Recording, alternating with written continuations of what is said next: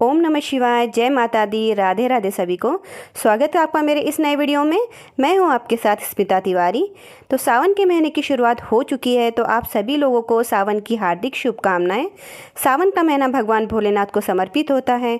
सावन के महीने में भगवान भोलेनाथ की पूजा अर्चना की जाती है और इस पूजा अर्चना की वजह से भगवान भोलेनाथ हम पे प्रसन्न हो जाते हैं और हमारी जो भी मनोकामना होती है उसे पूर्ण कर देते हैं। तो आज की इस वीडियो में मैं आपको बताऊँगी कि सावन के महीने में डेली में भगवान भोलेनाथ की किस तरीके से पूजा करनी चाहिए। देखिए, काफ़ी सिंपल सी पूजा होती है और जो भी सामान इसमें लगेगा, यानी बेसिक से ही सामान लगता है पूजा करने के लिए, तो वो सब मैं आपको बताऊंगी। पूजा की थाली में आपको क्या क्या सामान लगेगा और पूजा किस तरीके से की जाती है, वो सब चीज़ें आपको इस वीडियो में बताया जाएगा। तो वीडियो को लास्ट तक ज़रूर देखिएगा, वीडियो को स्किप मत करिएगा। तो चलिए वीडियो की शुरुआत करते हैं। तो चलिए अब ये जान लेते हैं कि सावन मास की जो रोज़ाना की पूजा रहेंगी आपकी, उसमें आपको क्या क्या सामान लगेगा। तो देखिए, बेसिक सा ही सामान है, सभी के घर में होता है। तो सबसे पहले तो आप एक तांबे का कलश ले लीजिए, उसमें आप शुद्ध जल ले लीजिए और उसमें आप गंगा जल डाल दीजिएगा। और गंगा जल ज़रूर डाल दीजिएगा क्योंकि जो अभिषेक रहता है उसमें गंगा जल लगता है। अब देखिए, एक कटोरी आपने कच्चा दूध ले लीजिए, ये गाय का कच्चा दूध है। और ये अक्षत ले लीजिए, अखंड अक्षत रहने चाहिए, कटे छटे नहीं रहने चाहिए। और ये अष्टगंध चंदन ले लिया है मैंने। अगर आपके पास अष्टगंध चंदन नहीं होगा तो सफ़ेद चंदन या पीला चंदन भी चल सकता है। और अब देखिए, अब आप ये भस्म ले लीजिए, शंकर जी को बहुत प्रिय होती है भस्म, तो लीजिए भस्म। और ये धूप लिया है मैंने, और ये माचिस की डिब्बी ले लिए, और ये मैंने लिया है घी का दीपक, और ये इत्र लिया है, और ये वस्त्र रूपी कलेवा लिया है, वस्त्र के रूप में चढ़ाने के लिए लिया है ये।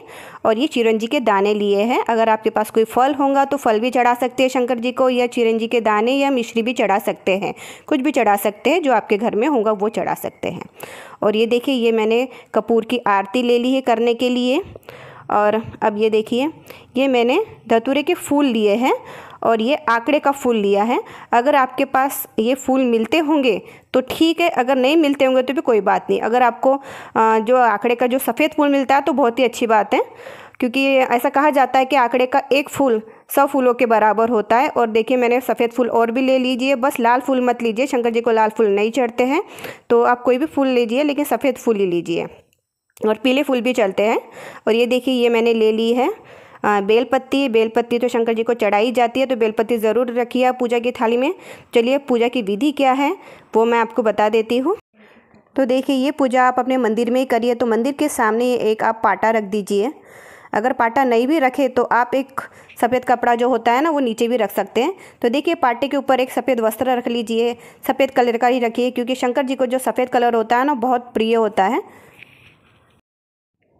तो आप पाटे के ऊपर शुद्ध पात्र रखिए, जैसे तांबा, पीतल, कांसा, कोई भी पात्र चल सकता है। अगर आपके पास ऐसा कोई पात्र नहीं है तो आप स्टील की थाली भी रख सकते हैं। तो मैंने कांसे की थाली रखी हुई है। अब इस थाली के अंदर मैं एक स्वस्तिक बनाऊंगी। तो वो स्वस्तिक मैं बनाऊंगी अष्टगंध चंदन से, यानी चंदन कोई भी चलेगा आपको, तो किसी भी चंदन से आप एक स्वस्तिक बना लीजिए। तो देखिए, इस तरीके से आप स्वस्तिक बनाइए। अब आप स्वस्तिक के ऊपर शिवलिंग को स्थापित करिए। अगर आपके पास ऐसी कोई शिवलिंग नहीं है तो आप मिट्टी की शिवलिंग भी बना सकते हैं। तो रोज़ाना आप मिट्टी की शिवलिंग बनाइए और बाद में उसे गमले में ही विसर्जित भी कर सकते हैं। और मिट्टी की शिवलिंग का तो बहुत ज़्यादा मान होता है सावन के महीने में। अब आप दीपक जला लीजिए, क्योंकि अभिषेक करने के पहले दीपक ज़रूर जलाना चाहिए और दीपक हमारी पूजा का साक्षी होता है। तो आप सबसे पहले दीपक जला लीजिए। तो सबसे पहले उन पे जल अर्पित करिए और जल से अभिषेक करते समय ओम नमः शिवाय का जाप ज़रूर करिएगा। जल से अभिषेक हो जाने के बाद उनके ऊपर कच्चे दूध से अभिषेक करिए, और उबले हुए दूध से शंकर जी का अभिषेक नहीं किया जाता है, इस चीज़ का आप ज़रूर ध्यान दीजिएगा। अगर आपका डेली में पंचामृत से अभिषेक करना हो जाता है तो वो तो बहुत ही अच्छी बात है, लेकिन नहीं भी हुआ तो कोई बात नहीं। तो कच्चे दूध से अभिषेक हो जाने के बाद फिर से जल से अभिषेक करिए, और जल से अभिषेक हो जाने के बाद आप उनका अंग पोषण करिए। और जो ये बचा हुआ जो जल होता है ना, ये आप किसी भी गमले में डाल सकते हैं। बस तुलसी का जो गमला होता है ना, उसमें ये जल नहीं डाला जाता है, यानी शिव जी को चढ़ा हुआ जो जल होता है ना, वो तुलसी के गमले में नहीं डाला जाता है। तो देखिए, पात्र को अच्छे से पोंछ लीजिए और उसे अपनी जगह पे फिर से रख दीजिए। अब उस पात्र के ऊपर आप एक बेलपत्ती रखिए, और बेलपत्ती का जो पीछे का भाग होता है उसे तोड़ दीजिए, और बेलपत्ती के जो चिकना भाग होता है ना, उसे नीचे की साइड में रखिए, और इस तरीके से बेलपत्ती को आप पात्र पे रखिए। अब उस बेलपत्ती के ऊपर आप शिवलिंग को रखिए, और इस चीज़ का ज़रूर ध्यान दीजिएगा कि जो शिवलिंग का जो जल हरी वाला जो भाग होता है ना, वो उत्तर दिशा की ओर रहना चाहिए। आप शिवलिंग को इत्र लगाइए। इत्र शंकर जी को बहुत प्रिय होता है, तो हो सके तो आप इत्र लगाइए। अगर नहीं भी हुआ तो कोई बात नहीं। अब उनको वस्त्र के रूप में इस तरीके से कलेवा चढ़ाइए।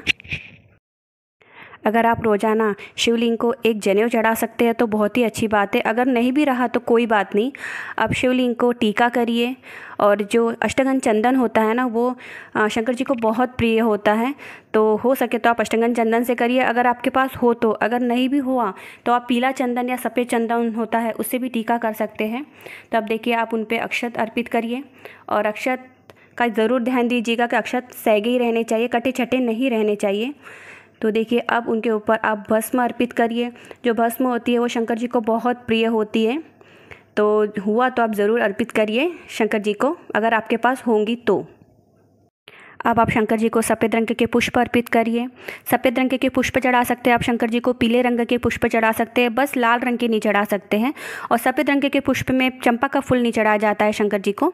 और आंकड़े का फूल अगर आप चढ़ा देते हैं सफ़ेद रंग का तो बहुत ही अच्छी बात है, लेकिन आंकड़े का फूल हर जगह नहीं मिलता है सफ़ेद वाला, तो पर्पल भी जो मिल जाता है ना, तो वो भी चढ़ा सकते हैं। और धतूरे का फूल भी चढ़ा सकते हैं। अगर ये दोनों फूल मिल जाते हैं तो चढ़ाइए, नहीं तो कोई बात नहीं है। और ऐसा भी कहा जाता है कि 100 फूलों की जो बराबरी होता है ना, वो एक आंकड़े का फूल करता है। तो कोई बात नहीं, आपको जो आपको पुष्प मिल जाए वो आप चढ़ा दीजिए। आप शंकर जी को बेलपत्ती चढ़ाइए। और बेलपत्ती का जो पीछे का भाग होता है ना, उसे तोड़ लीजिएगा, ऐसी बेलपत्ती नहीं चढ़ाई जाती है। और चिकना वाला जो भाग होता है ना, वो इस तरीके से पिंड के ऊपर रखिए। तो इस तरीके से आप 5, 7, 11 जितने हो सके उतने बेलपत्ती आप चढ़ा सकते हैं। और बेलपत्ती चढ़ाते समय ओम नमः शिवाय का जाप जरूर करिएगा। आप एक ही बार में 2-3 दिन की बेलपत्ती तोड़ के रख सकते हैं, क्योंकि बेलपत्ती जो होती है वो बासी नहीं होती है। आप धूप जलाइए और शिव जी को धूप दिखा दीजिए। आप शिव जी को भोग लगा दीजिए। भोग किसी भी चीज़ का चल सकता है, जैसे फल चल सकते हैं, कोई भी फल चल सकता है। अगर आपके फल नहीं हो तो आप शक्कर भी चढ़ा सकते हो, मिश्री चढ़ा सकते हो, या चिरंजी के जो दाने होते हैं ना, वो भी चढ़ा सकते हो भोग के रूप में। अब आप कपूर से शंकर जी की आरती कर लीजिए। जो भी आरती आपको बोलना आती है वो बोलकर आप उनकी आरती कर लीजिए। और आरती हो जाने के बाद उनसे क्षमा याचना मांग लीजिए कि पूजा करने में जो भी आपसे गलती हुई होंगी तो उसके लिए आप मुझे माफ़ कर दीजिए। क्योंकि शंकर जी जो होते हैं ना, वो बहुत भोले होते हैं, और उनकी थोड़ी सी भी पूजा अर्चना की जाए ना तो वो उससे प्रसन्न हो जाते हैं और हमारी जो भी मनोकामना होती है ना उसे पूर्ण कर देते हैं। तो इस तरीके से आप शंकर जी की आरती करिए।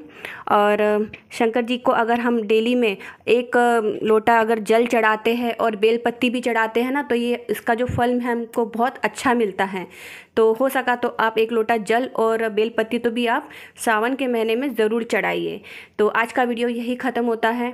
तो जो भी हमारे चैनल पे नए हैं और हमारे इस वीडियो को देख रहे हैं, तो चैनल को सब्सक्राइब ज़रूर कर लीजिएगा और इस वीडियो को लाइक भी कर लीजिएगा। और वीडियो कैसा लगा तो हमको कमेंट करके ज़रूर बताइए। ऐसी वीडियो आपको मिलती रहेंगी। तो मिलते हैं अगले वीडियो में। ओम नमः शिवाय।